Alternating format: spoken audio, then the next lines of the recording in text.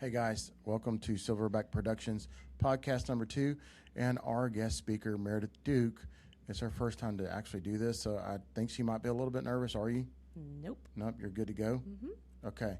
All right, so I wanted to ask you some questions about the market. Okay. Tell me what you think's going on in the market, like, in your opinion. Well, in my opinion, we're in a buyer's market. We're up in the Belton Temple, Salado. We do a lot of Central Texas, and so we're seeing a lot of activity for buyers getting kind of what they want. And I say that in the sense that we're getting sellers to pay closing costs. Sellers are willing to do repairs or reduce the pricing if they don't want to do repairs. We're seeing a lot of negotiation in that way. For sellers, we're seeing some sellers who bought in the high of the market are having to bring money to the table. And I don't mean just on our transactions, but on the other side of transactions, we're seeing some things happen where people may not have the equity they used to if they bought in the high of the market, because it has kind of dropped since then, since COVID. All right, so are you saying, let's simplify this. Okay. If you're a buyer and you're working with a buyer, Great time to buy. what expectations are you telling the buyers? What should they expect? We're telling them that they've got quite a few houses to choose from now. Inventory is up, so they've got more housing to choose from than they did before. We're still going in and putting offers in on homes, and those offers can be anywhere from asking price to less than that, depending on the house itself and where the sellers have priced it.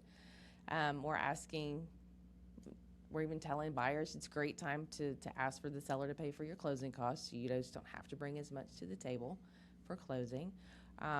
We're getting buyers what they need on repairs right now. Sellers are paying a lot for the repairs on some of these houses we've got with buyers. So it's a really good time for buyers to buy. Even though rates have kind of fluctuated some, it's still a really good time to get out and buy a house. It's way better than it was in COVID for buyers.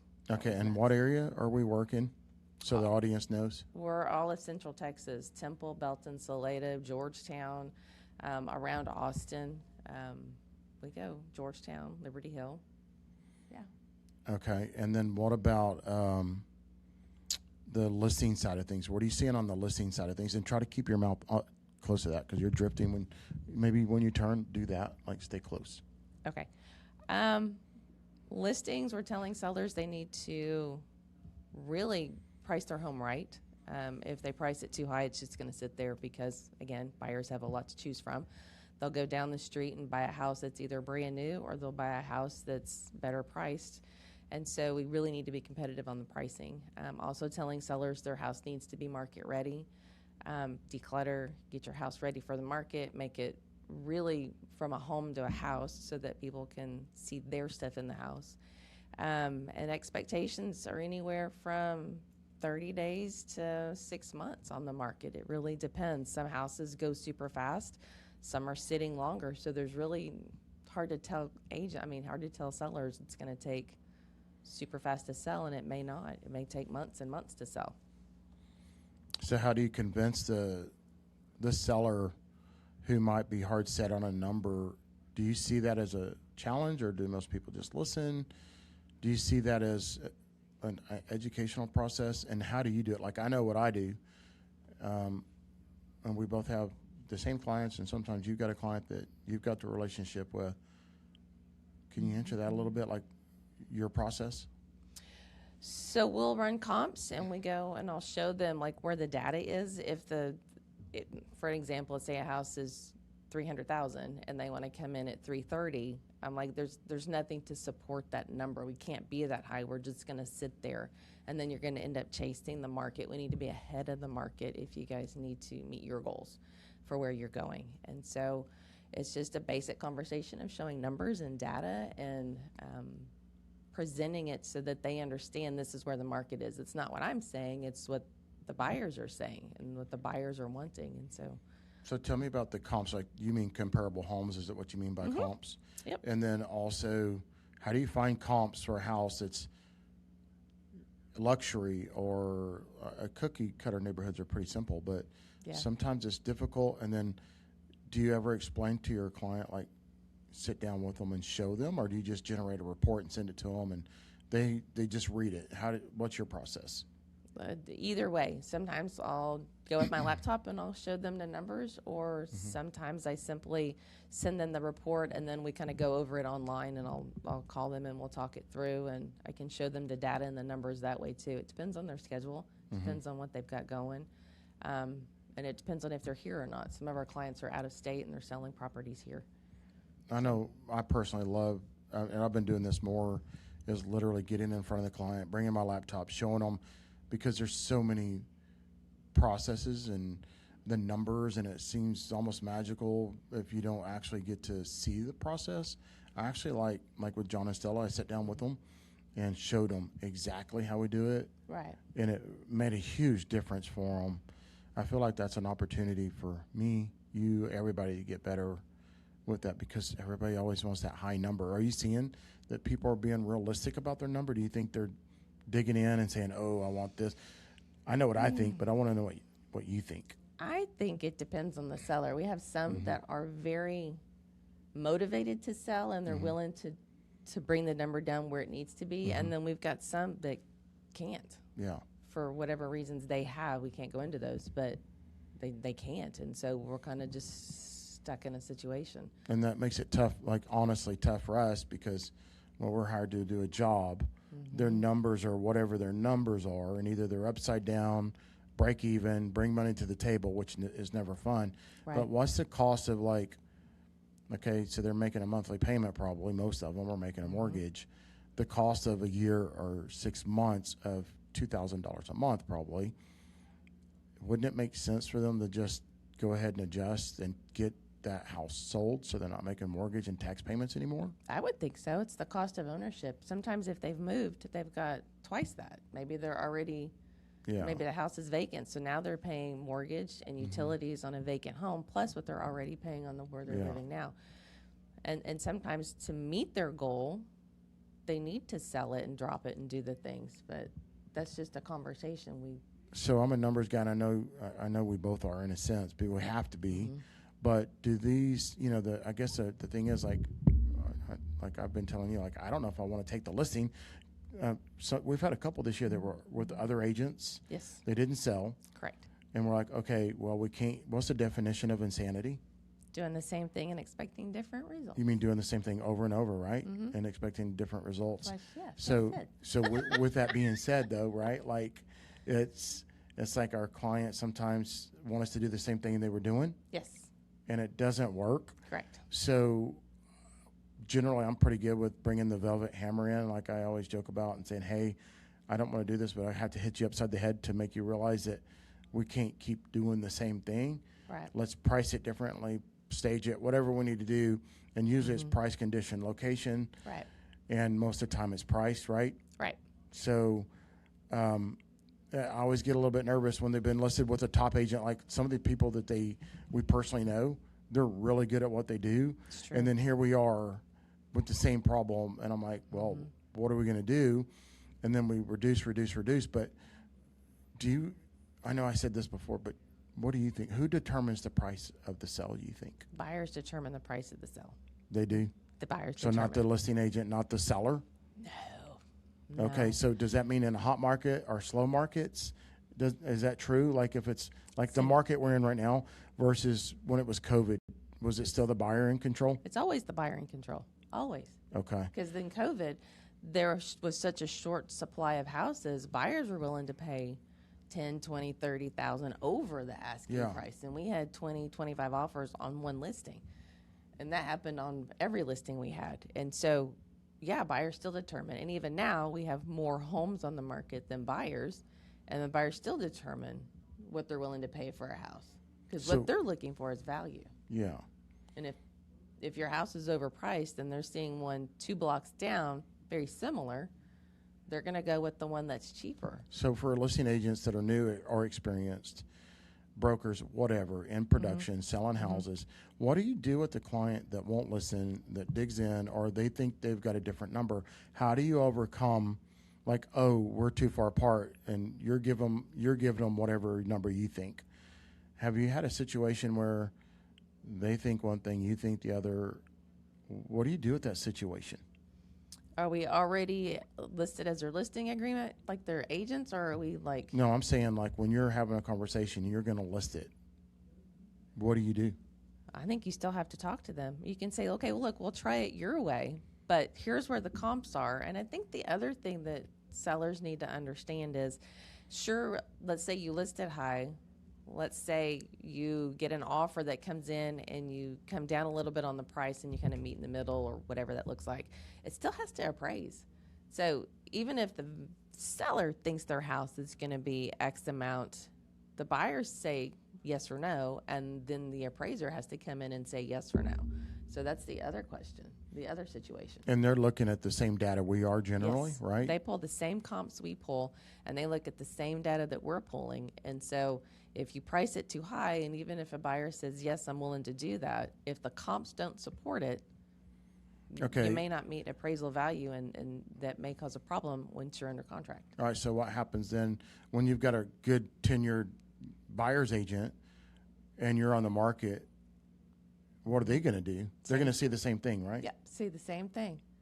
Okay, so do we have that happen? I mean, can you think of a good example in the last year of where, I mean, I feel like we've been fortunate and our clients have listened and they've enabled us to help them like get there with the price. Yes. Can you think of a difficult situation where it kind of backfired for the client of ours? For ours? I can't think of one for ours. Oh, I got one right now. I think we're under contract. The house that we are helping the buyers on, they were on the market for like 260 days, right?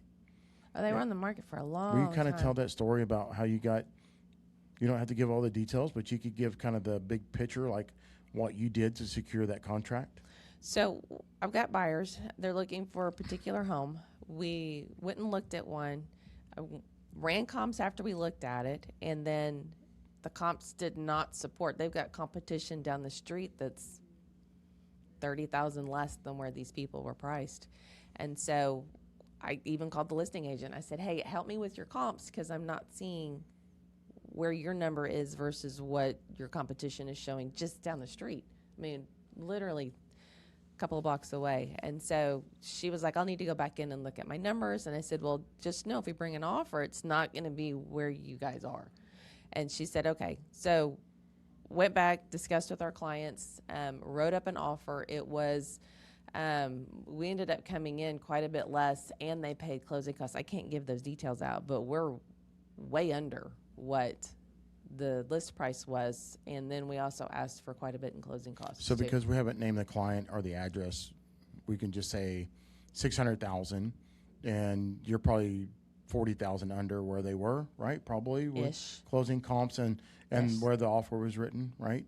Ish, yes. Okay, so that's pretty significant. But Very significant. what enabled you to have the skill set to go, this doesn't look right, and to challenge the listing agent, so to speak? What did that look like? I mean, to me, that's the value an experienced agent's bringing to the table. Yeah, I mean, the ability to look at the other data that's out there, not only looking at what's closed, but also looking at what's currently active or pending, because even though a house may have closed, what's listed now and still active might be even less than what closed. So, which means when they go under contract, it's going to be less than that anyway. So I think you have to be able to look at all the data and say, okay, where were we, where are we at, and where do we need to come in? Because again, I don't know that it would But appraise what they had it priced When you for. say data, you're talking about the MLS probably, Yes. right? So was it training or like a certain class you took or just experience? I mean, so what you're saying is you look at it, you're able to dive in, read it like a Yes. book kind of, Yes. and then the way you present it to the other agent, you're not coming in like a jackass. You're coming in No. going, hey, here's what I'm seeing, having good dialogue, presenting your, almost like a detective, like your facts, Yes. and then you're convincing the judge and the jury, kind of, right? Isn't that kind of the approach? Probably. And then the sellers are like, yeah, that makes sense, or their agent did a good job. Yep. And she was like not a hard ass either. She just kind of listened to you, Right. apparently, right? Yeah. She's been great. So- The whole transaction's been fabulous. And not to pick on new agents, but would an inexperienced agent, do you think they would have been able to do that? Probably not right away, no. Okay, and I'm going to say this too. I'm going to qualify that. Maybe even a broker that's been in the business for 40 years, right? Probably not. They might be the worst. You know, Maybe. in all I've had a fairness, few. like they don't stay up to date. Yeah. Yeah, I'm just saying, like we know those stories. Yes. So, We've had an agent that's had her first transaction was Yeah. with a broker that had been oh yeah, in that agent, 30-something our years. agent, yeah, Yeah. And it her, was a nightmare. yes, They- she had a nightmare transaction. So the stories we hear in training, everybody is, it's not necessarily the new agents that are the worst. It's the people that have been in the business 25 plus years or 15 plus years, and their broker. You know, they are the broker, and well, those are some of the scariest moments we've had in real estate, right? So just because they're brokers doesn't mean anything. Yep.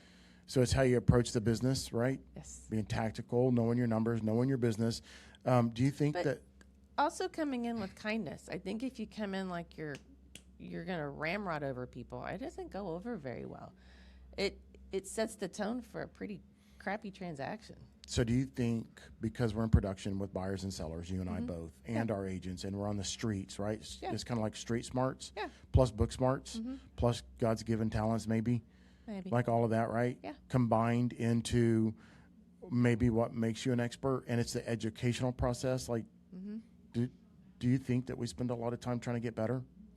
Absolutely. Can we talk about that? Sure. All right. So, do you want to kind of tell the clients and our people out there in the ether world, you know, the internet, like, why are we back with Keller Williams, and what does Keller bring to the table that we love or you love? Oh, so I do a lot of the operations side, the back end stuff. And so when we launched Duke Realty in 21, we went independent, and it was really great. Loved it. But the back end side, with all the compliance with our agents and the training of the agents, and getting the DAs and making sure that they were doing everything they were supposed to do so they didn't have lawsuits. It's Can we spin that off a little bit and more into the client-based side of it, like being market experts, that what we get when we go to the things and Well, we're let like, me finish. we're like, oh my gosh. Well, let me finish. Okay, because I mean, I don't know if a lot of people are going to understand the back end I stuff. know, but that was, for me, that was really important. On the other flip side of that, we were able to come back to Keller, and now we can pour into our agents more because they've taken that off the back end for us. But it also allows us to get some amazing training here at KW because the training's amazing. Can you tell the audience, like, that's what I was trying to say a minute ago. I was saying ether. The audience. Can you tell them, like, maybe an aha moment you've had in training where you're like, that right there, and it changed things for us and you? From here at Keller, Yeah. there's been a lot. I mean, any like one or two or three. I mean, I can think of one right now. You give me one. Well, I hate to say that because I'm asking you, though. Well, you give me one because I got to think of one. I have a few. Oh, okay. Do you have one on the top of your head right now? That's funny. All right. Well, I mean, coaching. I think coaching's the obvious one. Like, I think they're a world-class company for coaching. And if you feel like you want to pipe in on any of that at any second, just step in there. But the other thing is the database thing. Where I was like, all these big dogs that come in here and talk about they've sold 50 million houses, they all say the same thing. It's your database. It's everybody that you know. Yeah, so I know this might be not interesting to our clients, but you know, we're talking about agents, experience, we're talking about brokers, we're talking about the market, we're talking about what Meredith likes to do. By the way, what do you like to do? So this is all really kind of Meredith centered today. But I mean, we're one, so it's hard to separate the two, but I really wanted to interview and get your perspective today on the real estate market, working with buyers, working with sellers. What are the challenges? Are there challengers? I love both buyers and sellers, which is so damn weird. Everybody's like, and I know you love people, and everybody always says how sweet and kind you are. Mm-hmm. But what do you love most about like our business? And then we'll come back to the training and all the things at Keller. But what do you like most about the real estate that you love? Oh, I like the challenge of it because it's always something different, whether it's buyers or sellers. Yeah. There's no two transactions that are ever the same. Something's always different and unique, and I think I like the challenge of figuring out how to solve other problems and get people where they need to be. But I think ultimately, I just like to help people. I I lo- mean, that's just a simple. Yeah. And I'll say this. There's a lot of times that we're helping people make transitions, and it's a hard time for them, whether financially, maybe they've lost a spouse or a loved one. And it really is a ministry to walk alongside somebody in this process, because it's not a transaction, it's a relationship, right? And it's all about being with them in the moment that they're in and helping them get to where that next thing is. So that's what I like. That's what you like about it. I love the business side of it, like the challenge of growing a business. Mm-hmm. Also, I love the coaching part. Like I love working like our agents that are new or Yeah. even experienced ones that have joined us and they need to grow. Yeah, I love that part of it. I do too. Let's tie this back to the Keller Williams. They've got an international footprint. Mm-hmm. What do you like about that? What do you love about the Keller Williams opportunities they bring to us? I like that there is a network of people that if we need something, it's so easy to call and be like, hey, I need X, Y, Z, or hey, I've got the situation. And I love having the support, because it's not just you and me. It's Right. you and me and all of KW, Yeah, which I feel like is a really great fit. yeah. Helps us cover everything. I mean, 3 market centers in Austin, Texas, Mm-hmm. Lakeway. No, we're at the original OG Market Center, I think. Yeah, and then, Southwest. Yeah, and then the Northwest. There's Mhm. 1,000 agents, and then we've got Emmy Cook, the broker, Mm-hmm. and of course the team leaders. And Yeah. then they have seen every situation probably on earth when it comes to contracts and legal. Like real estate is really a legal world because it's all contracts. So being experts in contracts, do you think you're an expert? Probably. Well, I don't know. They just changed them on Monday. So Right, but right now the current Yeah. contracts, right? I think So so. so you're pretty good with the contracts, the Yeah. details, the nitty gritty, Yeah, and of course they're always changing. So yeah, they are. so that's always going to happen. But in general, you're probably an expert, right? Yeah, I would So- say not an expert, but I'd say like 98%. Yeah. Okay, that's probably expert level. Uh, Because there's a lot of agents that don't know how to even do that, right? Yeah. I mean, I'm just saying. So, so we've talked about the market. We've talked about buyers. We've talked about sellers. What else is there that we haven't talked about? You think that you would like to talk about, and like anything in real estate, lenders? You know, talk about lenders. Like good lenders, are they all the same? No. And why does it matter to have, like, surround yourself with like good, like all the contractors, like the roofers, the foundation companies? I know we've got our list, but can you kind of talk about the lenders, man? Like why they're so important? Well, let me step back a minute. So I know long ago, galaxy far, far away, that used to be like you have two sides going towards the ending of this transaction, and it was sometimes adversarial. And I think what we try to do is this is a team approach to get everybody to the closing table. You have a buyer and a seller who both want to do the same thing and get to closing, one to buy the house and one to move away. So we, as the agents, like you've always said, we're kind of like the quarterbacks. Yeah, Right. definitely. And so what we do is we are coordinating everything with the lender, with the title company, with the buyer or the seller, whoever a client is, with the agent on the other side.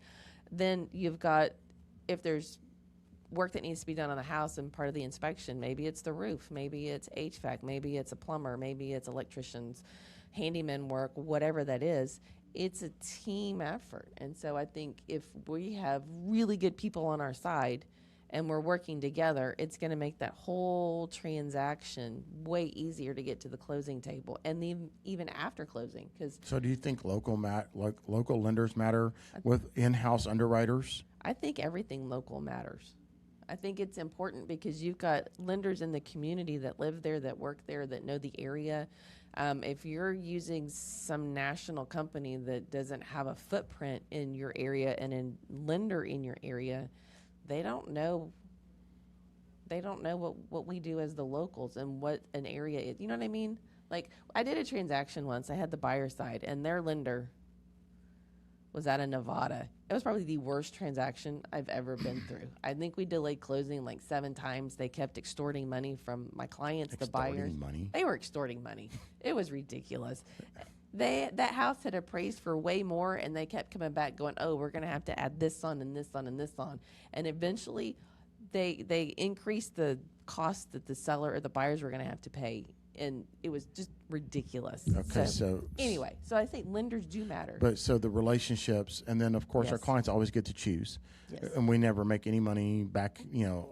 off the deal if we bring our preferred lenders. No, But and I think that's illegal, probably. I think so. But the other part of that is if you don't have a good lender, if you're working, whoever you're working with, maybe it's me and Meredith, or maybe you're somewhere else in the world and you're listening to this, make sure that you've got your client squared away on the lending, and they should probably interview 3 lenders, and then the lenders can explain how that does or does not hurt their credit score. It doesn't hurt it by much at all, because they all know you're pulling the credit for a mortgage. Well, and I will say that sometimes lenders have different programs that might work better for your buyer, right? Yeah, definitely. So they're not all the same. They're not all No. cookie cutter. No. And one can do this and one can do that. One can do farm and ranch better than the other.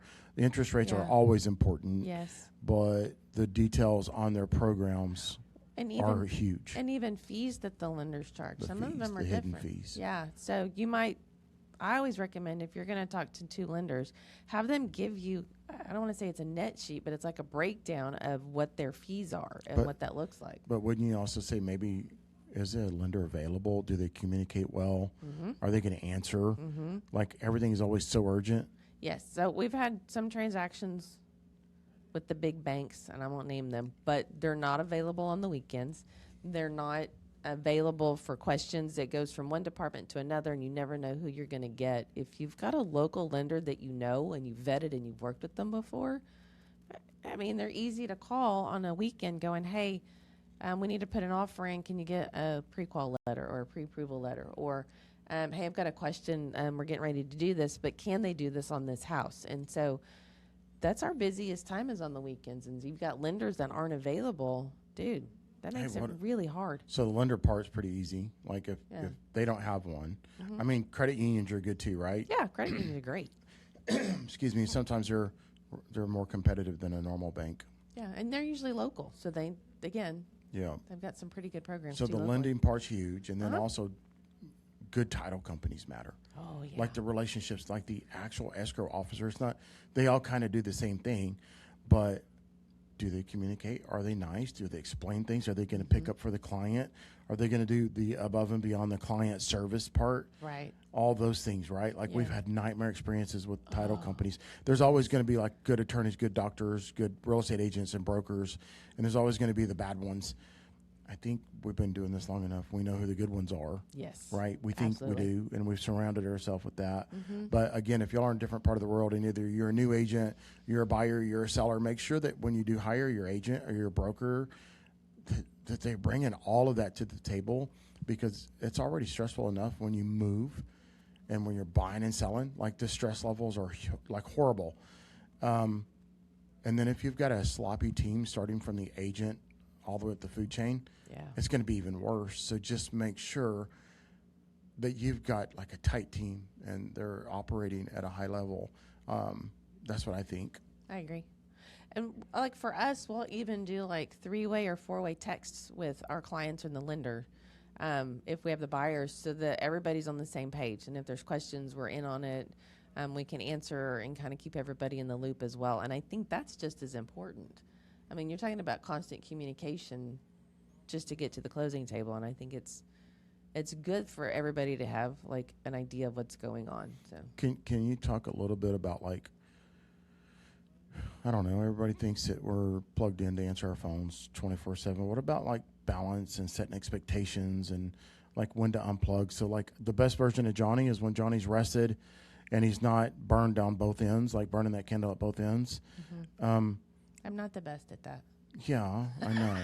And I'm always telling you a little bit of that balance, I'm not right? the best at that one. But I mean, probably 9 to 7 is probably fair, and 9 to 6, like. Probably. But I mean, of course, if there's an emergency. But do you have any thoughts on that? Like, when do you not want to get a call?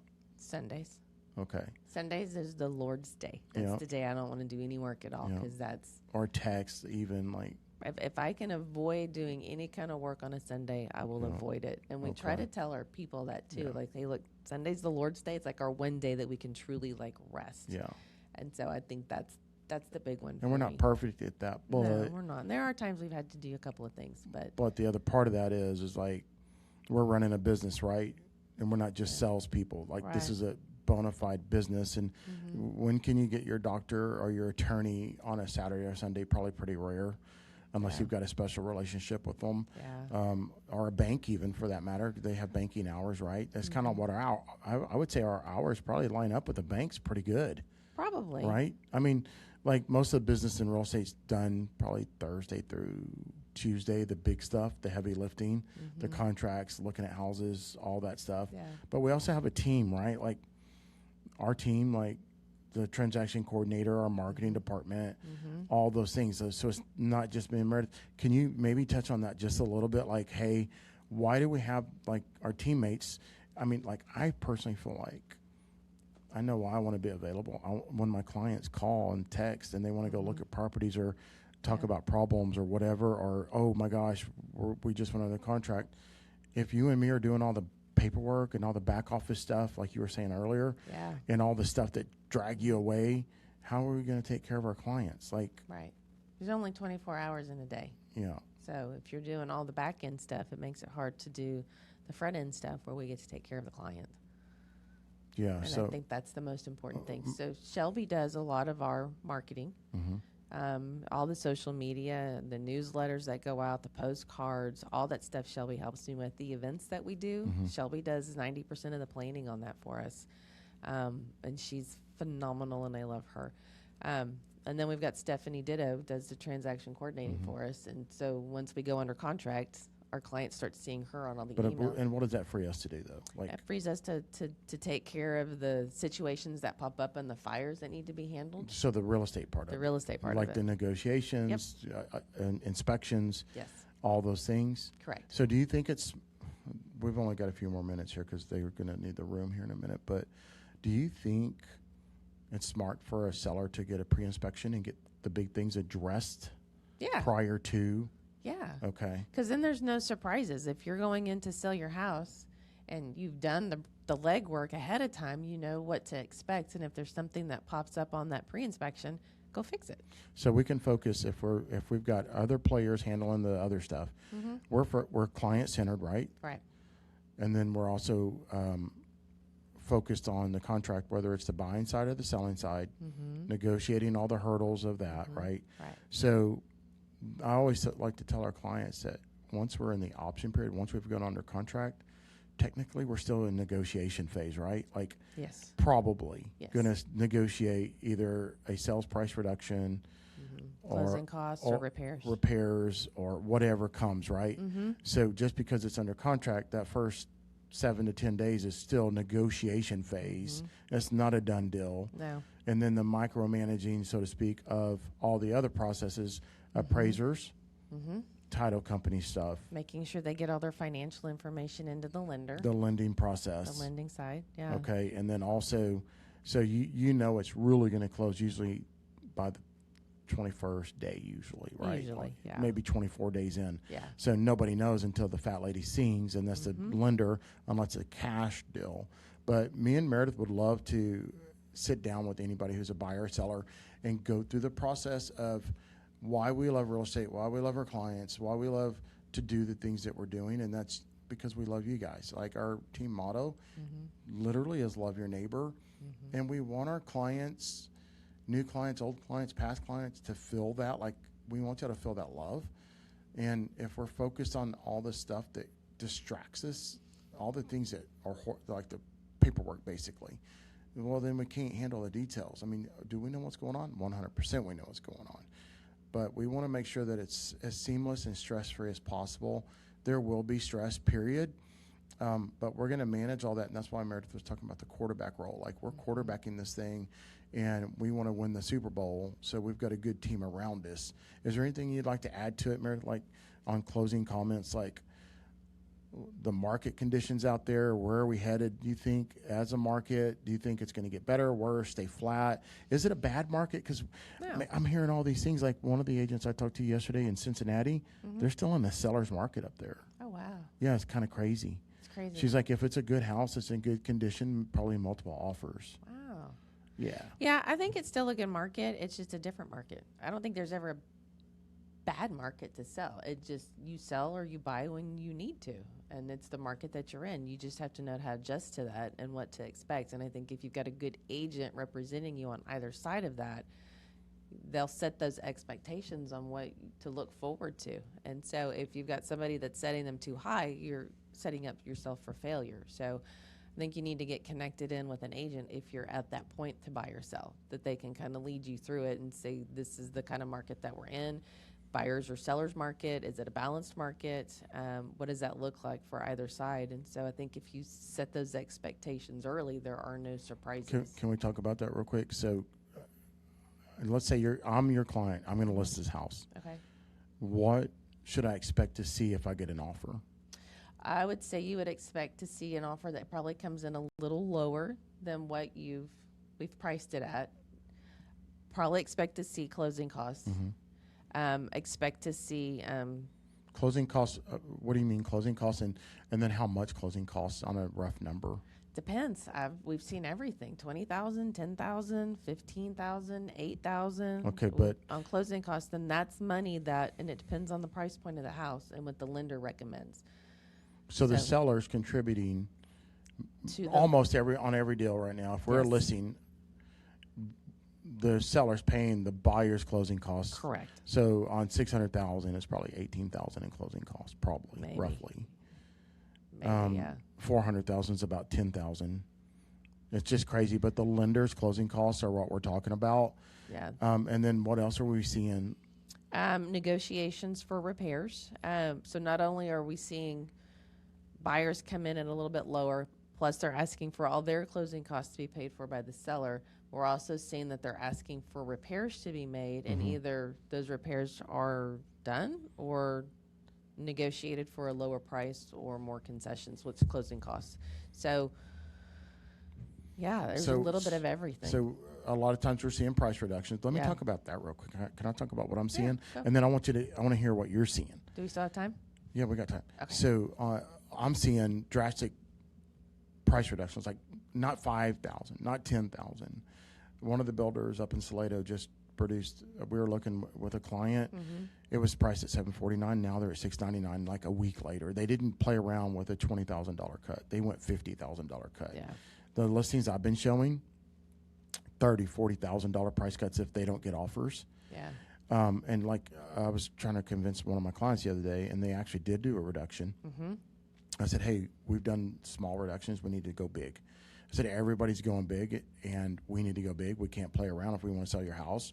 And literally at the table, they're like, hey, we want to go see this house.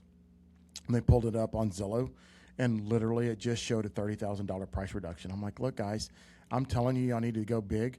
And the house that we're about to go look at, they just literally did a $30K price reduction the same day. Yeah. Do you think that's accurate, like big price reductions right now? I think we're seeing a lot in the market right now. I mean, even the house that this buyers that we have, it was, Oh, We yeah, came the deal, yeah. yeah, we came in low and they took it. Well, So was it lower or was it actually market? I think, well, it was lower than their list So they price, think but it it's was, low, but your market. but our market is where it should be. Yeah, so that's how what side of the table you're sitting on, right? Amen. Okay. So long story short, it's really truly a numbers game. Yes. And then knowing the market and reading the market and then consulting your clients to do the same, Yes. either the buy side or the sell side. Like Correct. what do buyers think? Like if you're working with a buyer right now, what are they saying? I know what they're saying, but I want to hear what you think they're saying. Well, it depends on the buyer. Sometimes I'm hearing like, well, we're going to come in low and we're going to do this, this, and this. And I'm like, again, on the seller side, depending on when they bought, then they may not have any equity to go low. They may be at a point where they're like, nope, can't do that. But what you're saying, they think they won the lottery, kind of, Yes. and they're going to go in and lowball and Yes. bust up everything. Yes.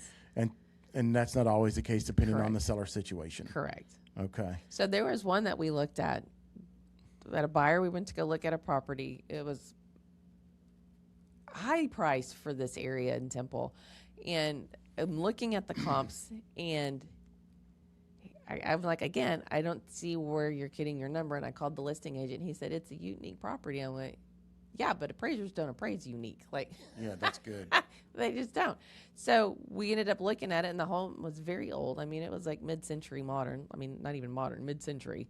Had a few updates to it, but it needed a lot of work still. And they were Yeah. priced really high. So I went to go in and look at the history on the MLS, and they had bought it in the high of the market, had already tried to sell it several times, and they were still high priced. And so I know what they were doing was trying to cover Yeah. closing costs so they didn't have to bring money to the table. And I Okay. know that's what it was. He never said that, but Yeah. looking at the history. So again, you don't know where people are. So would you say it's a great time to buy? Yep. Like buyers should be really excited.